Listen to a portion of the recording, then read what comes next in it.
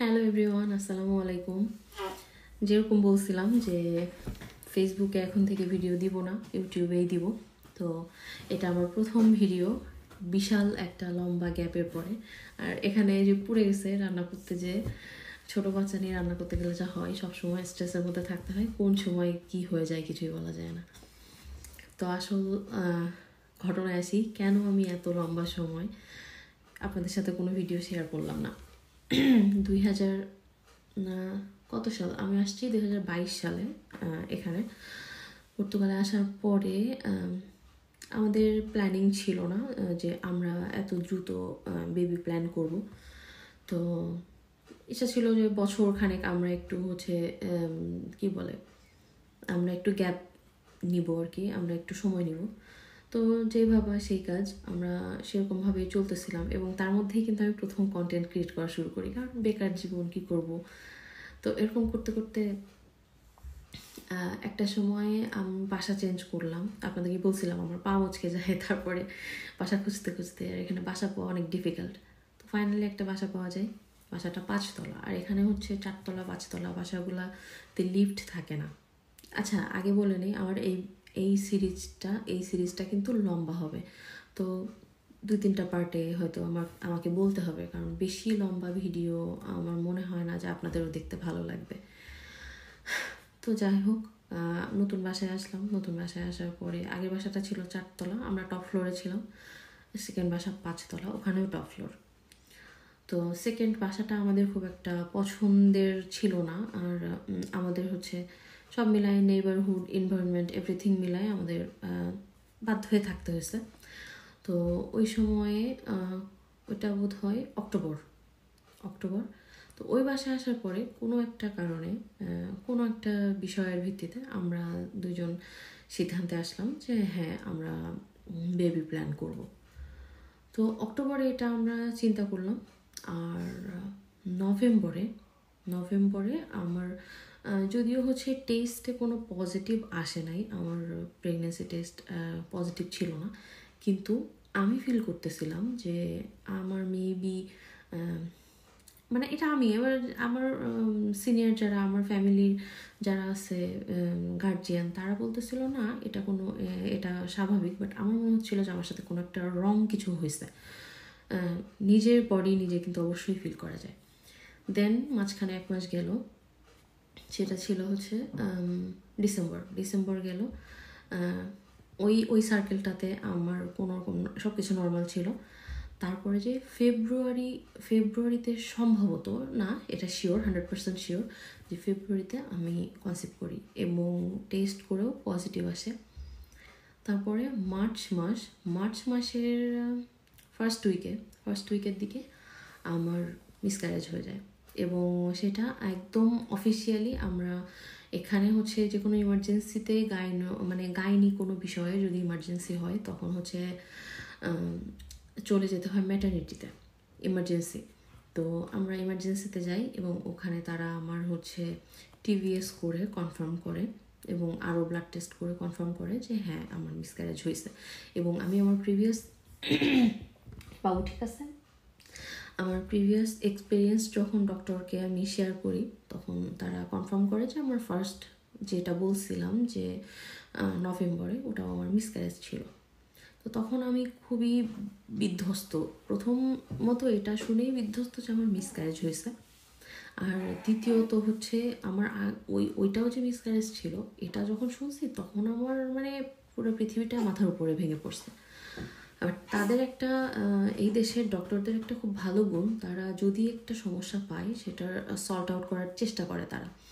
তো তারা আমাকে 2 দিন পর আবার আসতে বলে, 48 ঘন্টা পর আবারও একটা ব্লাড টেস্ট করে, এরপরে তারা আমাকে আবার টিভিএস করে, এবং তারা কনফার্ম করে যে আমার একটা সমস্যা আছে। সেই সমস্যাটা আমার ইউট্রাসটা জন্মগতভাবেই শেপটা ডিফারেন্ট, এটাকে বলে বাইকোনয়েড ইউট্রাস। তো এটা সম্পর্কে আমি ডিটেলস একটা ভিডিও এরপরে মেক করব, কারণ এটা নিয়ে আমি অনেক বিড়ম্বনার শিকার হয়েছি, কারণ বাংলাদেশে এই ব্যাপারে তেমন একটা সচেতনতা নাই, তেমন একটা কন্টেন্ট নাই, যার কারণে আমি খুব কষ্ট করছি এটা নিয়ে আমি তথ্য কালেক্ট করতে। আমি বিদেশি অনেক গ্রুপে অ্যাড হয়ে মানে অনেক জায়গা থেকে এখন বলতে গেলে আমি ছোটোখাটো একটা ডক্টরের চেয়ে বেশি এই ব্যাপারে নলেজ করে ফেলছি। তো সেটাই আমি শেয়ার করব, কারণ যারা এই সমস্যা নিয়ে ভুগতেছেন তারা যাতে হচ্ছে এটার সমাধান পান। তো তারা আমাকে বললো যে এই কারণেই তোমার মিসক্যারেজ হচ্ছে, আর সম্ভবত এটা আর ইউট্রাসটা যে শেপে থাকে সেই শেপ থেকে আমার শেপটা ডিফারেন্ট, এবং আমার শেপটা এরকম হার্ট শেপ, ঠিক আছে, এরকম হার্ট শেপ। তো বলতেছে এটা কতটা হার্ট শেপ, এতটা না এরকম ভিতরে এতটা, এটা শিওর হওয়ার জন্য তারা আমাকে প্রাইভেট হসপিটালে ট্রান্সফার করে দিল। বললো যে একটা কালার টিভিএস মানে 3D টিভিএস করতে হবে, এখানে এদেশের ভাষায় বলে ইকোগ্রাফিয়া। তো আমরা এখানে অ্যাপয়েন্টমেন্ট নেওয়া অনেক মুশকিল, যারা দেশের বাইরে আসছেন তারা জানবেন যে এখানে ট্রিটমেন্ট অনেক লেন্দি হয়। সেই অনুযায়ী আমরা অ্যাপয়েন্টমেন্ট পেতে অনেকটা সময় লাগলো। এর ভিতরে আমার অবস্থা কতটা খারাপ সেটা বর্ণনা করা যাবে না। মানে আমি রাস্তা দিয়ে হাঁটতেছি, আমি বাসায় আছি, আমার সবসময় মানে কান্না ছাড়া আর কিছু নাই। আর আমি কি বলবো, আমার মনে হচ্ছিলো যে আমার পায়ের নিচে থেকে মাটি সরে গেছে, কিসের কি দুনিয়া, মানে দুনিয়ার আর কিছুই আর ভালো লাগতেছে না, এরকম একটা ব্যাপার। আর তারপরে ডক্টররা যেভাবে বললো কথাগুলো, যে আমি বললাম যে এরকম হলে কি হবে, তো বলতেছে যদি বেশি ওই যে যেটা বললাম শেপটা বেশি এরকম হয় তো তাহলে সার্জারি করতে হবে। আর এটা বলতেছে এটা ক্রিটিক্যাল বাট ইম্পসিবল না, পসিবল। তো তারা যেভাবে মানে ভয় দেখায় কথাগুলো বলছে, তো সেগুলো শুনে আমি টোটালি শকড। আর আমি আমার বাড়িতে যখন ডিসকাস করলাম তখন আমার আম্মু বললো যে না, এটা আমার মনে হয় ঠিক হবে না, তুমি দেশে আসো। বাট আমি পাত্তা দিইনি, আমরা প্রস্তুত ছিলাম অপারেশনের জন্য। এরপরে যে হচ্ছে আমরা 3D করলাম এবং জানলাম হ্যাঁ, এবং সত্যি আমার এটা বেশ সিভিয়ার, হচ্ছে শেপটা একটু ডিফারেন্ট। তো তখন আমরা আমাদের এখানে সেন্ট্রো সাউথ বলে হেলথ সেন্টার যেটা, ওখানে গেলাম। তারা আমাকে রেফার করলো যে অমুক হসপিটালে, তারা রিকোয়েস্ট করে এবং সেই রিকোয়েস্টের অ্যান্সার আসতে কত মাস লাগবে তার হিসাব নেই। তো আমি বুঝলাম যে আমার এই ট্রিটমেন্ট হতে হতে, এদের ট্রিটমেন্ট ভালো কিন্তু এত লেন্দি, আপনার মানে যুগ চলে যাবে। তো তখন দেখলাম যে আমরা ধৈর্য ধরে বসে থাকা সম্ভব না, আমি দেশে যাই। তারপরে হুট করে কিন্তু আমি দেশে যাই, এবং আমি ওই সময় কিছু ভিডিও আপনাদের সাথে শেয়ার করছিলাম। তো দেশে প্ল্যান প্রোগ্রাম ছাড়াই হুট করে চলে গেলাম। যাওয়ার পরে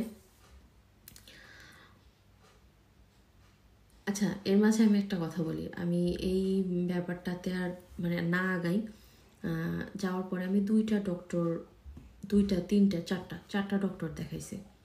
দেখানোর পরে লাস্ট যে 4 নম্বর ডক্টর, ওনার কাছে ট্রিটমেন্ট নিয়ে আলহামদুলিল্লাহ আজকে আল্লাহর রহমতে, আর উনি একজন ওসিলা হিসাবে আমার জীবনে আসলে আল্লাহ হয়তো আল্লাহই পাঠাইছে ওনাকে।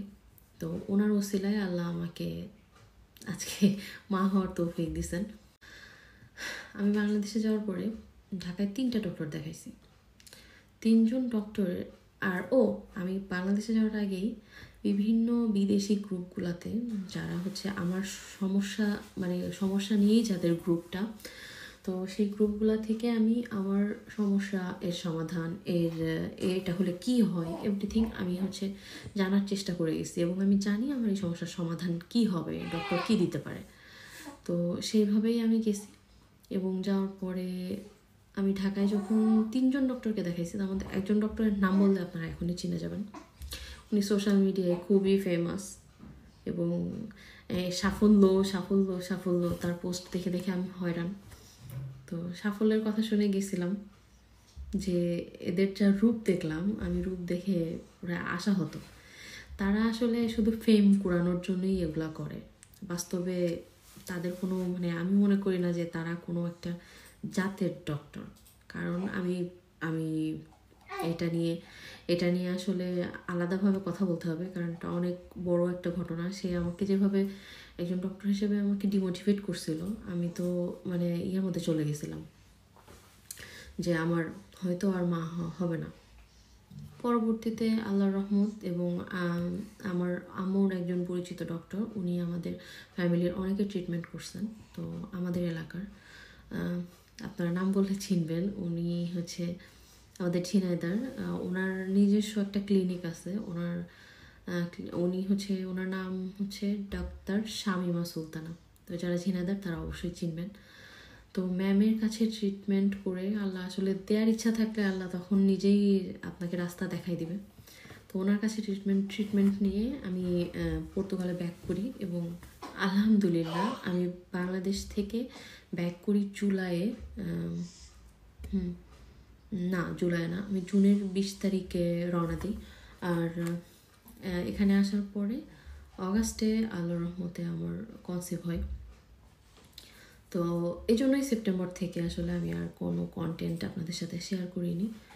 আর তারপরে যেহেতু আমার সমস্যাটা একটু জটিল, তার কারণে ডক্টর আমাকে কমপ্লিট বেড রেস্ট দিয়ে দেয়। এদেশের ডক্টররা আপনাকে কোনো বেড রেস্ট দেবে না, আমাকে বলছিল আমাকে একদম নর্মাল চলাফেরা করতে। বাট আমি যেহেতু কম্বাইন্ড একটা ট্রিটমেন্টে ছিলাম, যেহেতু আমি তাদের কথা শুনিনি, আমি আমার বাংলাদেশের ডক্টরের কথা মতো ফুল বেড রেস্টে ছিলাম। যেহেতু আমার প্রিভিয়াস 2টা মিসক্যারেজ আসছে, আমার ইউট্রাসটা, এর মধ্যে মজার একটা কথা বলি, আমার ইউট্রাসটা হচ্ছে নর্মালি ইউট্রাসটা হয় হচ্ছে ওভাল শেপ, ওভাল হ্যাঁ। নর্মালি ইউট্রাসটা কেমন হয় শেপটা, এরকম এরকম। তো সেখানে আমার ইউট্রাসটা হচ্ছে অনেকের এরকম হয়, কিন্তু আমার টোটালি এরকম, মানে 2টা কমপ্লিটলি ডিভাইডেড। তার মধ্যে হচ্ছে আমার একটা সাইড বড় আর একটা সাইড হচ্ছে এই বড় সাইজ, মানে সাইডের অর্ধেক এত ছোট। তো আমাদের সেই বাংলাদেশের ফেমাস ডক্টররা বলছিল, 3জন ঢাকার 3জন বড় বড় ডক্টরই বলছিল আমার এই ছোট সাইডটাতে, বিশেষ করে একজন যেটা সবচেয়ে নাম করা, যাকে সোশ্যাল মিডিয়ায় মানুষ অনেক বেশি চেনে, আর সে খুব বেশি ল্যাপারোস্কোপি নিয়ে কথাবার্তা বলে, একটু হিন্ট দিলাম। তো উনি অনেক সময় টিভিতেও সাক্ষাৎকারে এসে বলে বন্ধাত্ব দূর করা হ্যান ত্যান কথা বলে। বাট সে মানুষের সাথে, একজন পেশেন্টের সাথে কীভাবে মানে কথা বলে সেটা আপনারা শুনলেও অবাক হয়ে যাবেন। সে আমাকে বলছিল যে আমার এই সাইডটা, যে ছোট সাইডটা, এটা নাকি অকেজো, এটাতে নাকি বাচ্চাই হবে না, এটাতে কনসিভ করবেই না, এই সাইডটা হতে পারে। আর পর্তুগালের ডক্টররা যে বলছিল এই কারণে আমার মিসক্যারেজ হয়েছে, উনি বলছে ওই কারণে হয় নাই, অন্য কোনো কারণে। আর পর্তুগাল থেকে আমার সমস্ত টেস্ট করা ছিল, বাট সে ওগুলো অ্যাকসেপ্ট করে নাই।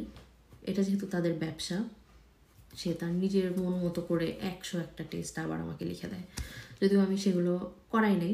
আলটিমেটলি আমি করবো না, কারণ হচ্ছে কেন করব, আমার এখানকার থেকে অবশ্যই বাংলাদেশের টেস্টগুলো বেশি ভালো হবে না। পরবর্তীতে আমি যে ডক্টরের আন্ডারে ছিলাম, যার নাম বললাম শামিমা ম্যাম, ম্যামের কাছে যখন আমি এটা বললাম, ম্যাম বললো যে তোমার কোন দিকে বাচ্চা হবে না হবে এটা নিয়ে তোমার কোনো চিন্তা করার দরকার নেই, তুমি যাও ওষুধ খাও, ইনশাল্লাহ তোমার বাবু হবে। আর তোমার এই যে ইউট্রাসের সমস্যা, এই জন্য তোমার মিসক্যারেজ হয় নাই এত তাড়াতাড়ি, এই কারণে মিসক্যারেজ হয় না। পরবর্তীতে আল্লাহর রহমত, ওই ছোট সাইড আমাদের ফেমাস ডক্টর যেটা বলছিল যে বাচ্চাই হবে না, ওই সাইডে আমার বাচ্চা কনসিভ করে।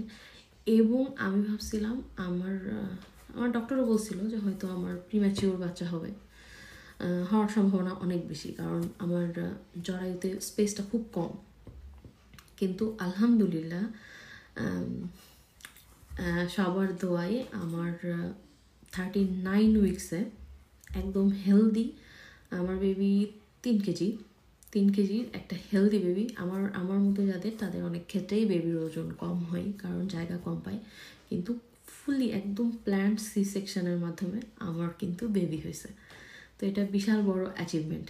আমার সি সেকশনের স্টোরি, আমার এই দেশের ট্রিটমেন্টের স্টোরি বলতে ঘটনাগুলা, এখানকার কেমন ট্রিটমেন্ট, আমি কতখানি স্যাটিসফাইড, আসলে কি আমাদের দেশের ট্রিটমেন্ট অনেক খারাপ, এখানে সব ট্রিটমেন্টই ভালো, মানে অনেক অনেক কিছু আপনাদেরকে জানানোর আছে।